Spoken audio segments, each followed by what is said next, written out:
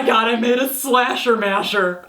A slasher masher. I was just on Snapchat like, acknowledge my cool blood machete. Acknowledge it. Good evening. Or should I say good night? In this tutorial, I'm going to be going over a concept I was praying that I was not going to stab myself in the eye doing that with this hand, and I'm like, in this tutorial, I'm going to be doing a concept I've been wanting to do for a very long time, which is obviously Freddy versus Jason, quite literally. And this look also gave me an excuse to get one of these machetes with the blood in it. These make me happy. I actually did Freddy like years ago when I was pretty much first starting out, and I did it using eyeshadows only and regular cosmetics, and that's what I wanted to stick with for this look, even though like the whole chest is body painted. If you guys do not have body paint, you can still do this look. At least the face. The only thing on this face that you would need actual body paint for is the white underneath Jason, but you can go pick up the white at like a Halloween store. Everything else on the face can be done with regular makeup. All the products I use today will be listed somewhere around the video. Also, don't forget to subscribe to my YouTube channel. If you have any questions, comments, concerns, please feel free to leave them in the comments below. Starting off by losing the paint color that I need. And I'm starting on the Jason side first, and I'm making like an off-white type color by mixing white and yellow together. To discolor the mask a little bit, I'm using yellow eyeshadow and some light brown. I'm then mapping out all of the holes using a regular brown eyeshadow and going back in with an extremely dark gray. You could also use black eyeshadow to fill in the holes. I'm using black body paint, but you could also use gel eyeliner or just liquid black eyeliner, and I'm filling in half moon shapes in the holes. This is going to start to make them look more three-dimensional. To give it a little more of an edge around the holes, I'm going in using gray eyeshadow around the darker side of the holes, as well as adding some more tan discoloration around some of them.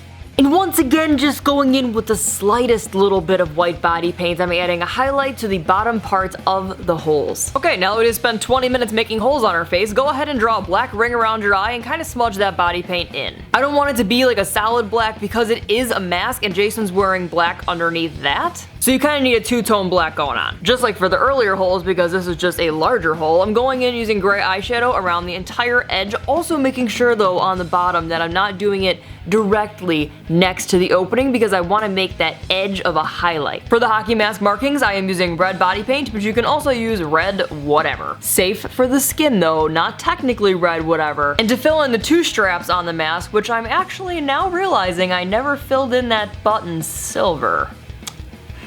I'm using black body paint and would have filled it in as a silver button. And of course, just shading around it a little bit with some gray eyeshadow and highlighting it with some white body paint. Also, just like in the previous mask video that I just did, you're gonna want to shade around your mask, that way it looks like a mask and it's not just your face painted. You're casting somewhat of a shadow of the mask on your face, even though mask is on your face. I'm also gonna link my old Freddy, which should show up in the corner like now, as I want to stick to the same kind of technique. That way if you don't have body paint at home and you're just having like red eyeshadows around your house for whatever reason, you're able to still do Freddy for Halloween. Or go to the drugstore and like, you know, easily get eyeshadows. You know what I'm talking about? I'm rambling. The very first thing I'm doing for Freddy's burns is I'm filling it in with a very light red. You could use blush if you want. You're then gonna fill in each burn with a darker red, and you're just gonna increasingly get darker each time, not filling it in as much.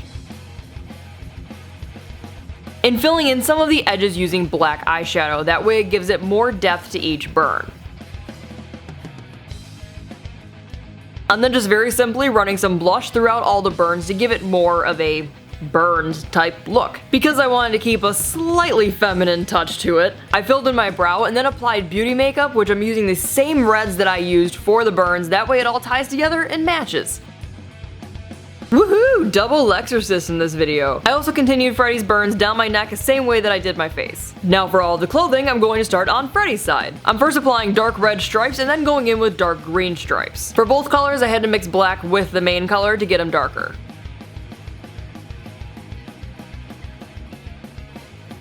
I then of course started all the knitting for the sweater using dark red stitches across one way, then a lighter red going the other way, and the same thing for the green, using a dark green one way and then a lighter green the other way. I'll also link a more detailed video of stitches or knitting around. That was a very long-winded instruction. Yes, Lex, you should write a book about it. To give Freddy's collar a more frayed look, I went in with a darker red body paint and just added that collar. Jason's side, very simply, is a very dark olive green, just paint. Not only is his side super simple, but I also knew I was going to cover myself with blood, and depending on what Jason you're referencing, some of them have more plain outfits than others, so it just depends on which one you want to paint. To avoid it looking too complicated to the eye, I wanted to go with the most plain Jason outfit there is. Also, I don't know why my hair is looking like it got electrocuted, but whatever. Now, at this point, I decided I needed slashes through my chest because I really wanted them, very happy with this decision. So I took some makeup remover and removed.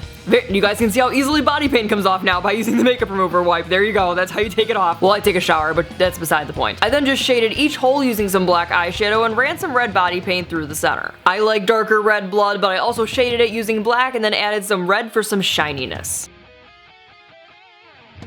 Because I wanted something actually holding the clothes together, I then filled in some black stitches with some white highlights. And for some non-sticky blood splatter, I mixed together red and black body paint and just splattered it everywhere.